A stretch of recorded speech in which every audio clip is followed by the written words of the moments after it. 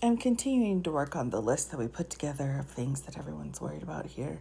And I did pull Executive Order 14248, which happens to be preserving and protecting the integrity of American these, which I can't say on the TikTok.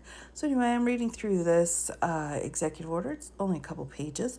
The first paragraph is setting out, well, India and Brazil have great ideas. Why can't we use a biometric database? All right. And then also notes that Germany and Canada use some kind of paper voting process, and Denmark and Sweden have limited mail in. Notably, these are quite a bit smaller than the United States. But something I want to show here, I'll spend some time actually going through this executive order. But just for today, I wanted to point out something that I thought was very interesting. So we have, of course, the purpose and policy on the executive order, and then we come in here and we get into enforcing the citizenship requirement for federal elections, which of course we already have, but whatever. Now we come down here, look at documentary proof to find out this is actually why all of the lawsuits against the administration saying this particular executive order is illegal. This is why the executive order has been blocked. Now we're still kind of waiting to see what's going to go on. We have motions for summary judgment in play and so on, but I digress. So we come down here. Right, and we're again looking to see, all right, so we've got some other things. The Secretary of Homeland Security is going to be extremely busy, along with the Secretary of State, along with the Attorney General. But then we move to the next page here, and we're looking at the state. So the states can request information, that's great.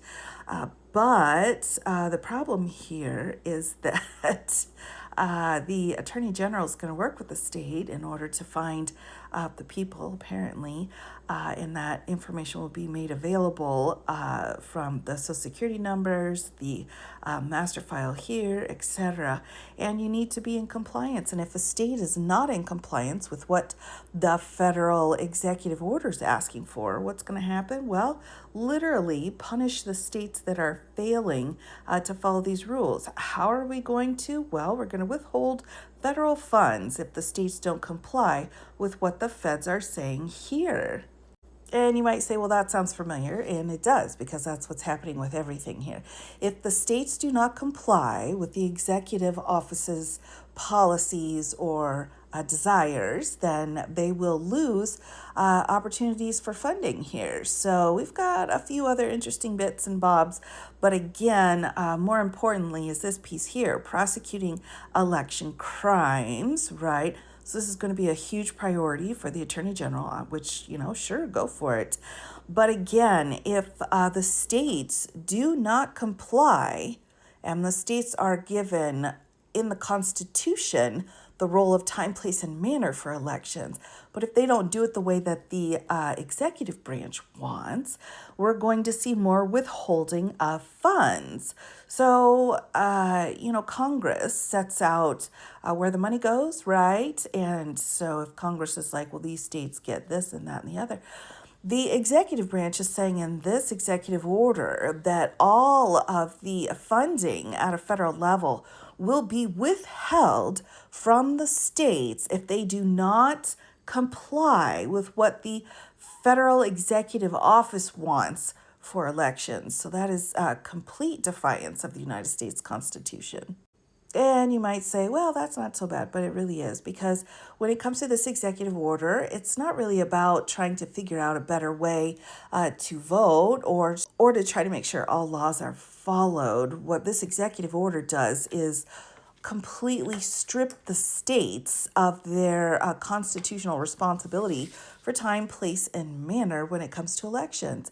And again, with this threatening vibe to it that many other places have found, like Jimmy Kimmel. If you don't do this, we're going to revoke your license. Or if you don't follow this, we're going to remove your funding, Harvard.